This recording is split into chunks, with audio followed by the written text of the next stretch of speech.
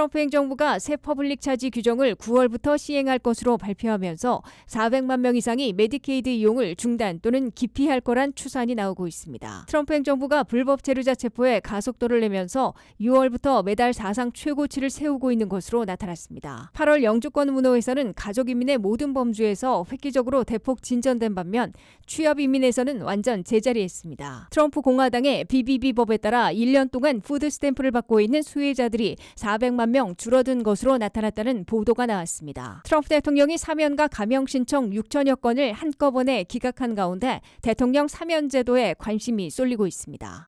시청자 여러분 안녕하십니까? 워싱턴 뉴스 투데이입니다. 트럼프 행정부가 공공혜택을 이용하면 영주권을 기각하겠다는 새 퍼블릭 차지 규정을 9월부터 시행할 것으로 발표하면서 400만 명 이상이 메디케이드 이용을 중단 또는 기피할 것으로 카이저 패밀리 재단은 추산했습니다. 불법 체류자들이 가장 많이 중단 또는 기피할 걸로 나타났고 그린카드를 기각당할 것을 우려하는 합법 영주권자와 이민자 부모를 두고 있는 일부 미국 시민권자 아동들도 메디케이드와 아동 건강보험을 중단할 걸로 예상했습니다. 한면택 기자가 보도합니다. 트럼프 행정부는 이민 신청자들이 푸스탬프와 메디케이드, 주택보조 등 공공혜택을 이용하면 영주권을 기각하겠다는 새 퍼블릭 차지 규정을 20일자 연방관보에 게재하고 60일 후인 9월 18일부터 시행한다고 공식 발표했습니다. 공식 시행하기도 전에 이민사회에 즉각 거센 파고를 일으키고 있습니다. 이민 혜택을 상실할 것을 두려워해 이민가정에서는 새로운 퍼블릭 차지 범주로 확대된 푸스탬프, 메디케이드, 주택보조 이용을 중단하거나 신청을 기피하는 파장이 본격화되고 있습니다. 카이저 패밀리 재단이 조사한 결과 합법 영주권자와 귀화 시민권자, 미국 태생 시민권자 자녀, 불법 체류자 등을 두고 있는 이민 가정에서 대거 공공혜택을 이용해온 사람들은 등록을 취소하고 새로운 신청은 기피하고 있습니다. 그중에서 이민사회의 건강과 직결되어 있는 메디케이드, 취업이라는 아동건강보험을 중단 또는 기피하는 이민자들이 400만 명을 넘을 것으로 추산되고 있습니다. 카이저 패밀리 재단은 현재 등록되어 있는 이민자들이 10%를 취소하면 140만 명, 30%를 취소하면 410만 명이나 메디케이드 혜택을 상실하게 된다고 계산했습니다. 그중에 성인들은 79만 4천 명 내지 240만 명에 달할 것으로 보입니다. 이민자 부모를 두고 있는 미국 태생 시민권자 어린이들도 부모들의 이민 혜택에 피해를 줄 것을 우려해 가족 단위로 등록을 취소하거나 기피해 최소 56만 명, 최대 170만 명이나 메디케이드 또는 칩, 아동건강보험을 중단하게 될 것으로 예상되고 있습니다. 카이저 패밀리 재단의 이민가정 설문조사 결과 최근 1년 동안 메디케이드를 등록 취소했다는 비율은 11%, 신청을 기피했다는 비율은 12%로 나타났습니다. 합법 영주권자들은 중단 18%, 기피 19%로 그린카드를 기각당할 것을 우려해 메디케이드를 포기하고 있는 것으로 해석되고 있습니다. 불법 체류자들로 보이는 응답자들은 36%가 등록 취소, 42%는 신청을 기피했다고 밝혔습니다. 저소득 이민 가정에서 새 퍼블릭 차지 규정 때문에 메디케이드 또는 아동건강보험을 대거 포기하게 되면 전체 이민사회의 건강 문제에 적신호가 켜질 것으로 우려되고 있습니다. WKTV 뉴스 한면택입니다. 트럼프 행정부가 불법 체류자 체포에 가속도를 내면서 6월부터 매달 사상 최고치를 세우고 있는 것으로 나타났습니다. 6월 한 달 동안 4만 3천 명 이상 체포해 최고치를 기록한 데 이어 7월에는 6월 기록을 다시 깰 것으로 톰 호먼 국경총수는 밝혔습니다. 트럼프 행정부의 불법 체류자 체포 추방 작전이 다시 가속도를 내고 있습니다. 6월부터 불법 체류자 체포가 급증해 매달 사상 최고치를 세우고 있는 것으로 나타났습니다. 아이스 이민 세관 집행국의 통계에 따르면 6월 한 달 동안 체포한 불법 체류자들은 모두 4만 3,138명으로 집계됐습니다. 이는 트럼프 2기 행정부 출범 이후 최고치를 기록한 것입니다. 이를 30일로 나누면 하루 1,438명 꼴이지만 새로운 체포 쿼터로 알려진 2,000명 체포를 초과하는 날들이 많은 것으로 아이스는 밝혔습니다. 톰 호먼 국경총수는 퍽스뉴스와의 인터뷰에서 6월에 신기록을 세운 불법 체류자 체포는 현재의 추세로 볼 때 7월에는 갱신될 것이 분명하다고 밝혔습니다. 7월에 체포된 불법 체류자들은 월 초반 17,530명이지만 한 달 전체로는 6월에 4만 3천 명을 넘어설 것이란 예측입니다.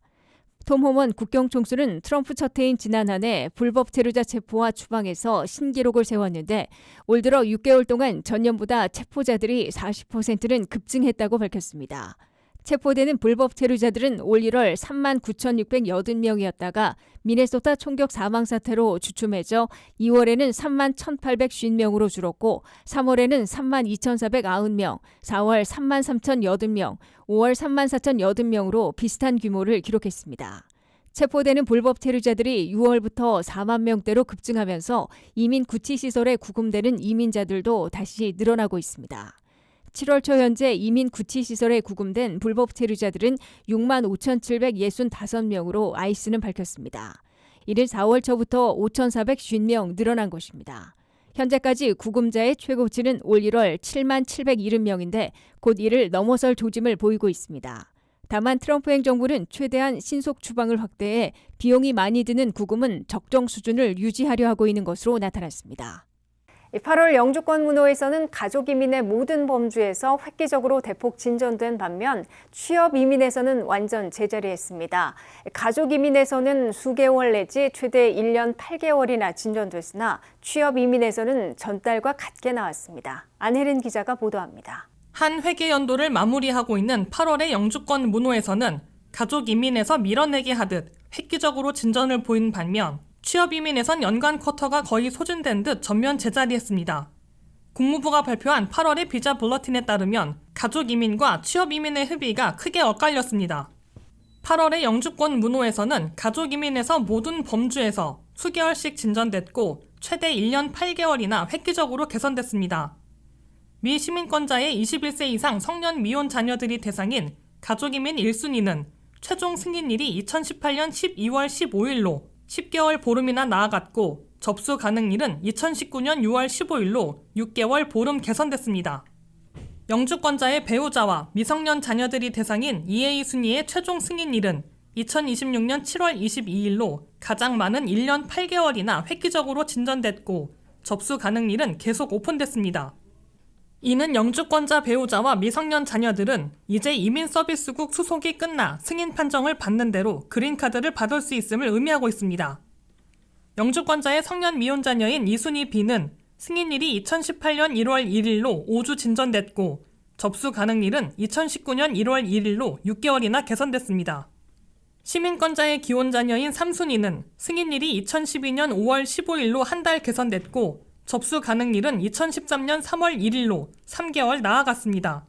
시민권자의 형제 자매 초청인 4순위는 최종 승인일이 2009년 9월 1일로 보기 드물게 한꺼번에 9개월이나 급진전됐고 접수일은 2010년 6월 22일로 근 4개월 개선됐습니다. 가족 이민에선 그동안 늑장 처리로 영주권 문호도 느린 볼을 보여왔으나 한 회계 연도가 끝나가면서 남은 연간 쿼터를 고려해 사실상 밀어내기를 하고 있는 것으로 해석되고 있습니다. 반면에 연간 쿼터로 14만 개를 발급하는 취업 이민에서는 8월 문호에서 전달과 같게 나와 쿼터가 거의 바닥나고 있다는 분석을 낳고 있습니다. 취업 이민에서는 박사급이 신청하는 1순위의 승인일과 접수 가능일이 연속 오픈됐습니다. 석사 이상 고학력자들이 신청하는 취업 이민 2순위에서도 최종 승인일과 접수 가능일이 동시에 오픈돼 우선순위 일자와 상관없이 영주권 신청서를 제출하고 승인받는 대로 그린카드를 받을 수 있게 됩니다. 취업이민 3순위 학사학위 이상과 숙련직에선 최종 승인일이 2024년 8월 1일에서 멈췄으나 접수 가능일은 연속 오픈됐습니다. 취업이민 3순위 비숙련직의 경우 최종 승인일이 2022년 3월 1일, 접수 가능일은 2022년 8월 1일에서 멈췄습니다. 취업이민 4순위 종교이민의 비성직자는 최종 승인일이 2022년 9월 15일, 접수 가능일은 2023년 1월 1일에서 제자리했습니다. 취업이민 5순위 투자이민은 승인일과 접수일이 모두 계속 오픈됐습니다. WKTV 뉴스 안혜린입니다. 트럼프 공화당이 발효시킨 BBB법에 따라 1년 동안 푸드 스탬프를 받고 있는 수혜자들이 400만 명 줄어든 것으로 워싱턴 포스트가 보도했습니다. 그중에 어린이들이 150만 명 포함돼 있는 것으로 조사돼 아동 빈곤율이 증가하게 될 거란 우려가 나오고 있다고 전했습니다. 한면태 기자의 보도입니다. 트럼프 공화당이 지난해 독립기념일에 서명 발효시킨 BBB법에 따라 메디케이드 예산을 10년간 8,800억 달러나 삭감하고 푸스탬프 예산도 3천억 달러나 축소하게 돼 있습니다. 푸드 스탬프는 지난해 하반기부터 이미 삭감되기 시작했고 메디케이드는 2027년 1월부터 본격 축소됩니다. BBB 법의 발효일부터 올 3월까지 근 1년 동안 푸스탬프를 받고 있는 수혜자들이 전체의 10%인 400만 명이나 대폭 줄어든 것으로 나타났다고 워싱턴 포스트가 보도했습니다. 특히 그중에서 150만 명은 어린이들로 조사됐습니다. 미국 어린이 150만 명이나 먹거리가 부족해 굶주림 위기에 빠지고 있는 겁니다. 특히 연방의 푸스탬프 통계를 새로 보고한 주들 가운데 21개 주가 전국 평균인 10% 이상 감소한 것으로 나타났습니다. 미 전국에서 가장 많이 푸스탬프 수혜자들이 급감한 곳은 애리조나주로 무려 50%인 45만 5,700명이 한꺼번에 대폭 줄었습니다. 비율로는 애리조나가 가장 많이 감소했으나 숫자로는 텍사스가 전체 16%인 54만 8천 명이나 대폭 줄어들었습니다. 캘리포니아는 6%인 33만 3천 명이 푸스탬프를 상실했습니다. 메릴랜드는 전체 6%인 4만 명이 줄었습니다. 버지니아는 아직 새로운 통계가 보고되지 않고 있습니다. 푸스탬프를 상실한 빈곤층이 푸드뱅크 등 자선단체에서 먹거리를 구하고 있는 것으로 보이나 수많은 어린이들이 식료품 지원이 끊겨 배고픔을 겪어야 하는 비율이 높아지고 있습니다. 푸스탬프의 대폭 감축은 미국의 아동 빈곤율을 다시 높이게 될 것으로 경고되고 있습니다. 미국의 아동 빈곤율은 2023년 16%로 1,144만 5천 명이 먹거리 부족을 겪었으며 2024년에는 15%로 소폭 낮아져 1,111만 7천 명이 먹거리 불안에 시달렸습니다. 그러한 미국의 아동 빈곤율은 푸스탬프를 상실한 아동들이 150만 명이나 한꺼번에 생겨났기 때문에 급격히 높아질 것으로 예고되고 있습니다. WKTV 뉴스 한면택입니다. 트럼프 대통령이 일반인들의 사면과 감형 신청 6천여 건을 한꺼번에 기각했습니다. 이에 따라 대통령 사면 제도에 관심이 쏠리고 있는데요. 미국 대통령의 사면권은 연방법 위반 사건에만 적용되며 주법에 따른 대부분의 범죄에는 효력이 없습니다. 또한 사면을 받더라도 범죄 기록이 사라지거나 추방 절차가 자동으로 중단되는 것은 아닙니다. 안혜린 기자가 보도합니다. 도널드 트럼프 대통령이 일반인들의 사면 신청 약 300건과 감형 신청 5,600여 건을 기각했습니다. 법무부는 구체적인 이유는 밝히지 않은 채 대통령이 직접 사면 청원을 기각하거나 법무장관의 권고를 받아들일 수 있다는 법 조항만 제시했습니다.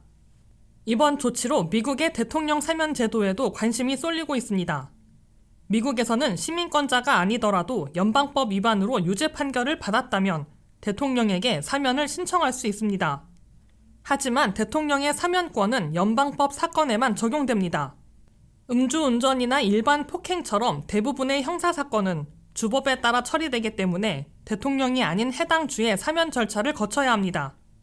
많은 사람들이 사면을 받으면 범죄 기록이 완전히 사라진다고 생각하지만 사실은 다릅니다. 유죄 판결 기록은 그대로 남고 대통령의 사면을 받았다는 사실만 함께 기록됩니다. 사면은 일부 공직 취임 제한이나 시민권 관련 불이익을 완화할 수 있지만 범죄 자체가 없었던 것으로 바뀌는 것은 아닙니다. 영주권자나 비자 소지자에게 중요한 이민 문제도 마찬가지입니다. 대통령의 완전한 사면이 일부 연방 범죄에 대해서는 추방 사유를 없앨 수도 있지만 범죄 유형과 이민법 규정에 따라서는 사면을 받아도 추방 절차가 계속될 수 있습니다. 법률 전문가들은 미국에 거주하는 한인이라면 대통령 사면보다 먼저 연방법과 주법의 차이를 이해하는 것이 중요하다고 조언합니다. 세금이나 금융사기, 연방기관 상대 허위 진술, 일부 이민 관련 범죄는 연방법 적용 대상이지만 대부분의 음주운전과 일반 형사사건은 주법 사건으로 대통령 사면 대상이 아닙니다. 이번 대규모 사면, 감형 신청 기각 역시 연방 사면 절차에 따른 것으로 전문가들은 대통령 사면이 연방법 위반 사건에 한해 제한적으로 행사되는 권한이며 사면을 받더라도 모든 법적, 이민상 불이익이 자동으로 해소되는 것은 아니라고 강조했습니다. WKTV 뉴스 안혜린입니다. 이상으로 워싱턴 뉴스투데이를 마치겠습니다. 시청해주신 여러분 고맙습니다.